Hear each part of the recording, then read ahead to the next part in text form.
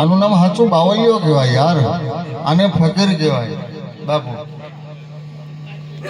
હદ ચલે સો ઓલિયા, બેહદ ચલે સો પીર, હદ બેહદ દોનો ચલે તાકો નામ ફકીર।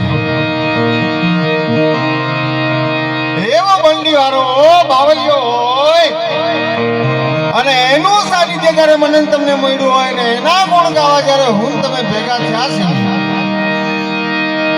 એટલે એકાદી એની વાત લઈ ત્યાર પછી મારી વાણીની શરૂઆત કરવી છે સુરેશ બાબુ, કારણ કે જેનું સાનિધ્ય છે અને જે નિમિત્તે આજ હું તમે ભેગા થયા છે ભલા માણા એના તમે ગુણ ન ગાવ તો કેમ ચાલે યાર?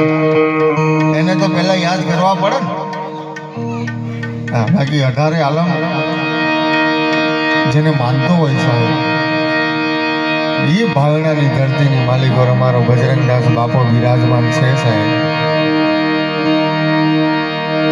માણસે જીવન ચરિત્રમાં શીખવું હોય ને કે માણસનું જીવન ચરિત્ર કેવું હોય તો ક્યારેક બજરંગદાસ બાપાની આત્મકથા વાંચી લો, તમને ખબર પડે સંત કોને કહેવાય યાર।